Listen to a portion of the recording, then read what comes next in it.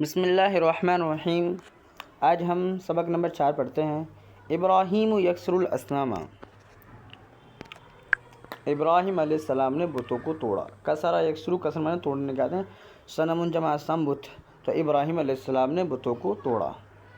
وجاء، اور آیا، یوم عید، عید کا دن، اور عید کا دن آیا، ففرح الناس، لوگ خوش ہوئے۔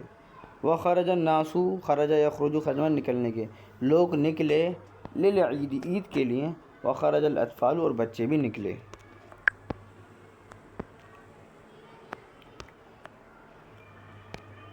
وخرج والد، اور والد بھی نکلے، ابراہیم علیہ السلام کے والد بھی نکلے۔ وقال ابراہیم، اور ابراہیم علیہ السلام سے کہا، الا، کیا نہیں، تخرجوا معنا، ہمارے ساتھ نکلو، یعنی کیوں ہمارے ساتھ نہیں جاؤ گے تم؟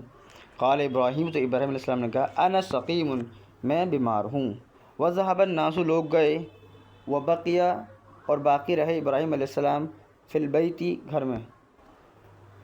وجاء ابراہیم، ابراہیم علیہ السلام آئے، الی الاصنام، بتوں کی طرف، یعنی ابراہیم علیہ السلام بتوں کے پاس آئے۔ وقال للاسلام، اور بتوں سے کہا، الا تتکلمون، الا تتکلمون، تم بولتے کیوں نہیں ہو؟ الا تسمعون، یہ والا الا تتکلمون، تم بولتے کیوں نہیں ہو؟ الا تسمعون، تم سنتے کیوں نہیں ہو؟ ھذا طعام و شراب، طعام میں نے کھانا، و شراب پینے کی چیز، و کھانے کی چیز، یہ کھانے پینے کی چیزیں ہیں۔ الا تاکلون، تم کھاتے کیوں نہیں ہو؟ الا تشربون، تم پیتے کیوں نہیں ہو؟ وسکتت الاسنام، اور بت خاموش رہے، بت تو خاموش رہیں گے، وہ پتھر ہیں وہ تو، لانھا، اس لیے کہ حجارۃ، پتھر، لا تنطق، بولتے نہیں ہیں۔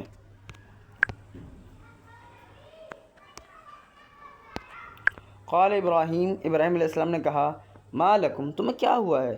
لا تنطقون، تم بولتے کیوں نہیں ہو؟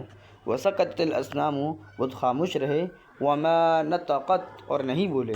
حینئذ، اس وقت، غضب ابراہیم، ابراہیم علیہ السلام کو غصہ آیا، اس وقت ابراہیم علیہ السلام کو غصہ آیا، واخذ الفاس، اور انہوں نے کلہاڑی لی، وضرب ابراہیم الاسنام، اور بتوں کو مارا، مارنے سے مراد توڑنے کا ہے یہاں پر، کیا، اور بتوں کو توڑا۔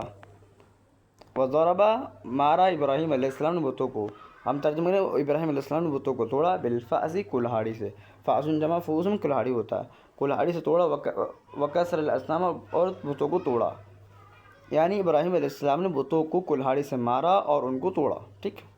وترک ابراہیم الصنم الاکبر، ابراہیم علیہ السلام نے صنم الاکبر، بڑے بت کو چھوڑ دیا۔